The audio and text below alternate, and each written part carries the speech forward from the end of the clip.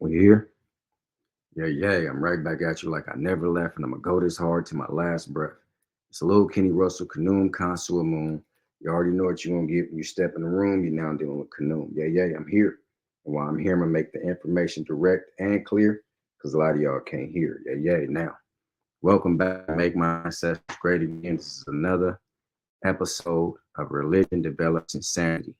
This is the show, not the lecture series. I have a lecture series of 7 parts on my YouTube channel. They're long videos. This is a show I created, stemmed from those the same name, and I just did a show, and I shared short clips, and then I elaborate a little bit on what I um, mean by religion develops insanity in so many words. So, um, like, share, subscribe, comment. Thank you for watching. Today, we're going to talk about Tom Harper. He was a Canadian columnist, a Bible scholar, a theologian, if you will.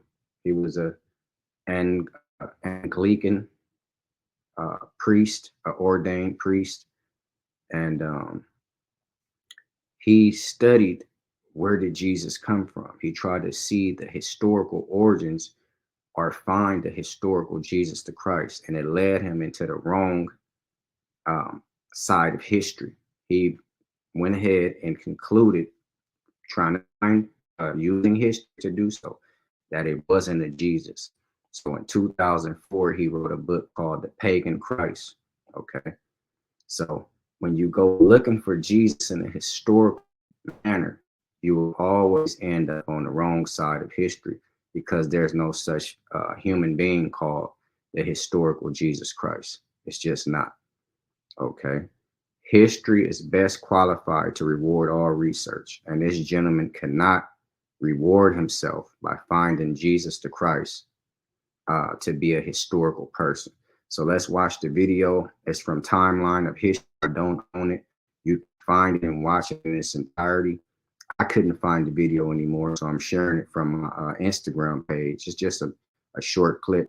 But the reason why I'm sharing this with you is because religion develops insanity. The whole world has bought that it was a little dead white man that came to the world. He came out of heaven because his father sent him, and it was his own self. He sent himself down here to be in the flesh and die for human beings who sinned all across the world.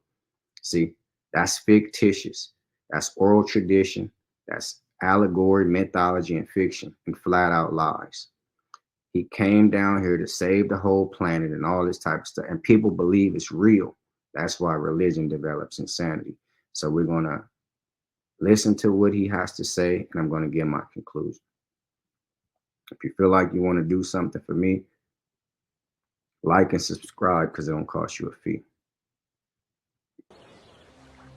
But the Bible provides plenty of detail on the miracles said to have been performed by Jesus on these shores. Of all these miracles which The Bible has many. Let me play that again. Play that again. But the Bible provides plenty of detail on the miracles said to have been performed by Jesus on these shores. of all The Bible provides many details of the miracles supposed to have been done by this Jesus the Christ right here on the shores. I guess they in Judea or Jerusalem, whatever these names didn't exist until the Bible came out, and then these names became real. So they in Jerusalem, Judea, and all this old type of stuff, the Holy Land. That's literary and biblical history. There's no proof of any of that. Let's continue. all these miracles which involve thousands of people in terms of the feeding of 5,000 plus women and children, we don't have one letter home from anybody saying, hey, I was down and you should have seen what happened today. That's the great Tom Harper speaking. He's going to come into the camera. I just pause it so I can tell you what he's speaking about.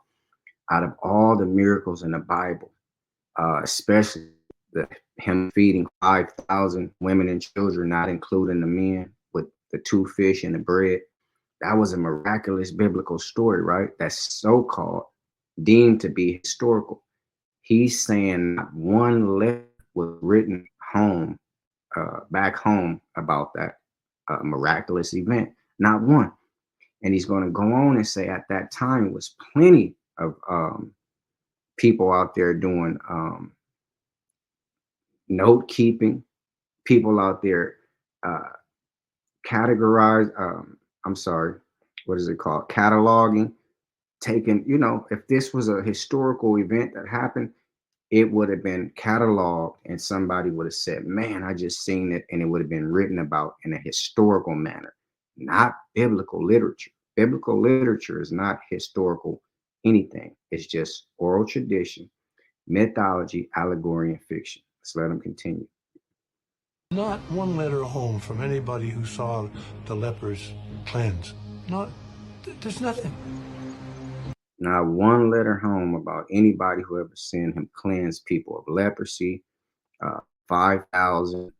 I mean, this stuff bothered him. So he went looking to see if he can put some history to these myths, and he couldn't. And this is an age in which there were lots of Roman writers who were interested in the social scene throughout the empire. I mean, Matthew's gospel says that at the crucifixion there was an eclipse of the sun, and that the tomb burst open and the veil of the temple was rent. Tombs opened and the dead walked around the streets for a day. I mean, that's pretty heavy stuff. Not a word. There are only... Yeah. This is why I always conclude and say, this is what made me make these lectures and this show. Religion develops insanity. Excuse me. I spoke about this already, I believe, this week. Matthew 27:51 through 53. It states what he was just quoting. When this Jesus the Christ was crucified, the earth had an earthquake, an eclipse of the earth, everything got black.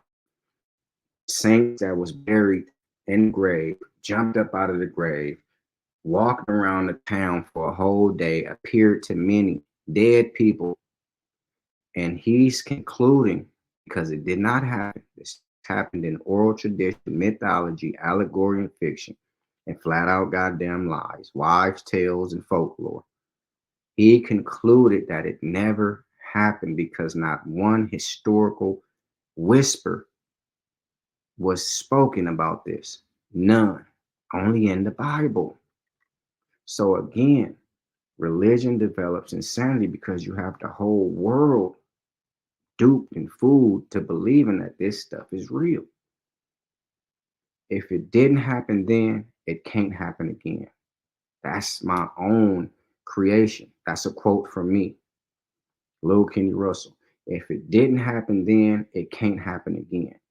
And I did that as a distinct difference from what they say about history. History repeats itself. See? So I concluded that if it didn't happen then, it can't happen again. People walking on water, Jesus the Christ rising the dead, Jonah getting swallowed whole by a whale, and they spit him back up on shore. He just walk home. Oh man,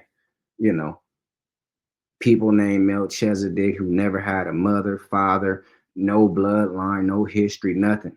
I mean, come on now. Religion develops insanity. I know I do a weekly wrap up, but I was absent last week a couple of times, and I thought I owed you guys a video. So that's why I didn't do a weekly wrap up. I did another Religion Develops Insanity. So thank you for all the likes, share, subscribe that we had all during the week. The comments, a lot of people, they still don't understand this type of content, but it's my content. You can criticize me, you can do whatever you want, you can try to belittle me in the comments, but nothing that you have can show me to change my stance on anything that I've said thus far. Nothing. You keep bringing up literature. Oh, they have people who wrote this, people who wrote, that's literary history.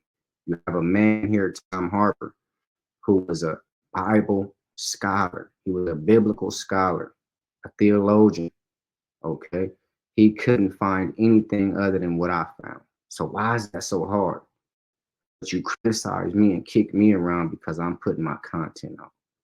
I appreciate it. I appreciate those of you who like the content and get something out of it. Those of you who don't understand it, um, try to prove me wrong if you want to. That's up to you. But when you deal with just 100% soul belief, then don't come up under what I'm saying as factual with your belief. All you have to fight me with is belief, and I cannot fight nobody with belief when I'm basing everything on fact. It's Lil Kenny Russell, Kanoom Consul Moon. You already know what you're gonna get when you step in the room. You're now dealing with Kanoom. This is what I do, and I love to do it. And before I take back what I said, I add some more to it. If you feel like you want to do something for me, like and subscribe because it won't cost you a fee. Like, share, subscribe, comment, and I thank you for watching. And education and preparation is the first step to retaliation. So before you pick a weapon, pick up some knowledge. Yeah. See y'all next week.